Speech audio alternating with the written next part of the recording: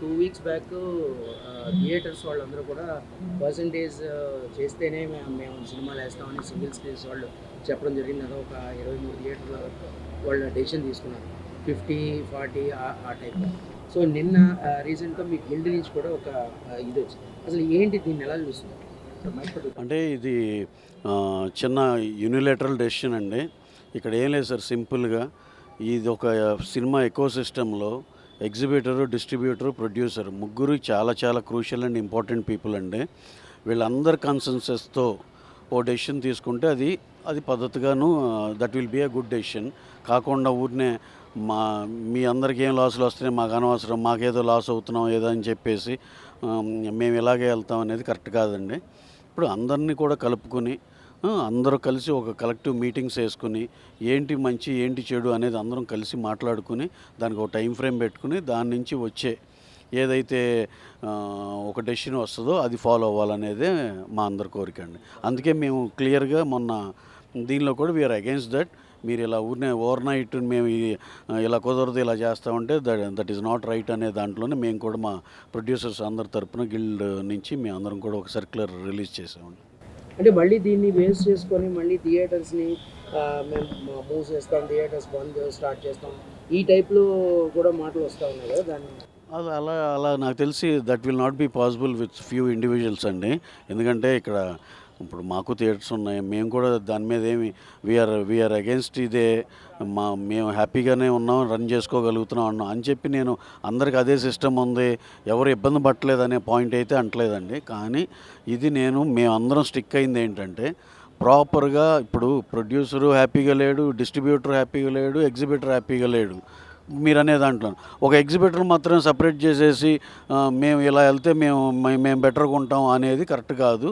అందరూ దీంట్లో stake holders అందరినీ కలెక్టివ్గా తీసుకుని దీంట్లోంచి ఒక కమిటీ తీసుకుని what are the merits and demerits about this, if you go for this decision what would be the other effects, ఇవన్నీ చాలా కూలంకుషంగా డిస్కస్ చేసుకుని దాని తర్వాత ఒక రిపోర్ట్ తయారు చేసుకుని దాని ద్వారా మనం ముందరికి వెళ్ళాలి తప్పితే ఊరినే ఓవర్ నైట్ దీంట్లో మాది డెసిషన్ ఇది, మేము దీనికి అగెన్స్ట్, మేము ఇలా అయితేనే చేస్తాం, అది కరెక్ట్ కాదండి. ఎందుకంటే మనందరం ఒక సినిమా ఫ్యామిలీ, ఒక ఎకోసిస్టంలో ఉన్నాం అందరం. ఒక సింగిల్ ఒక సెక్టర్ వచ్చి ఇలా చేయటం అనేది కరెక్ట్ కాదండి. దీని అన్నీ మేము అందరి మధ్య కూర్చుని మేము రిజాల్వ్ చేసుకుంటామని అనుకుంటున్నాం. హోప్ ఎవ్రీథింగ్ గోస్ ఫైన్ అండి. ఎందుకంటే వాళ్ళు సిస్టమ్ వల్ల మళ్ళీ టికెట్ రేట్స్ ఏమైనా పెరిగే అవకాశం ఉందా? పర్సంటేజ్కిను దానికి అది వేరే టాపిక్, ఇది వేరే టాపిక్ అండి. ఇప్పుడు వచ్చిన ఇది రెంటా పర్సంటేజా ఏదో ఇది వేరేదండి.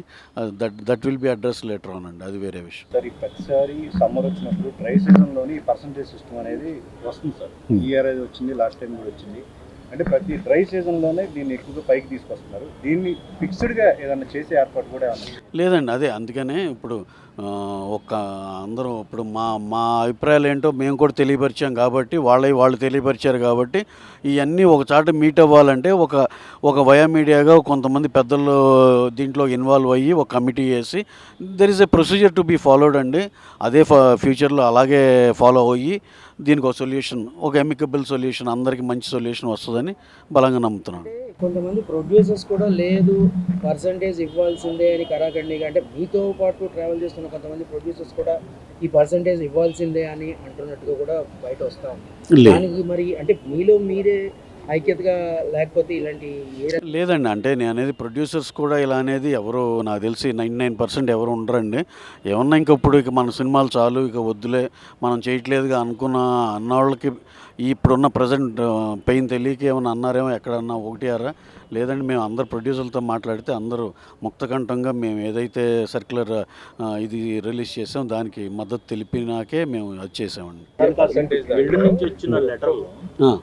అరవింద్ గారు, దిల్ రాజు, సురేష్ బాబు, సునీల్ నారాయణ వాళ్ళ సైన్లు, వాళ్ళ పేర్లు లేవు.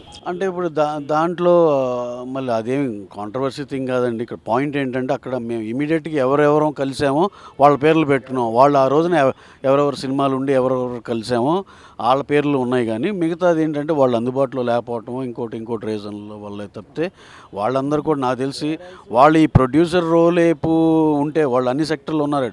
ఇటు ఉంటే కనుక definitely they would have understood the problem and మాకు సపోర్ట్గానే ఉండేవాళ్ళు అండి.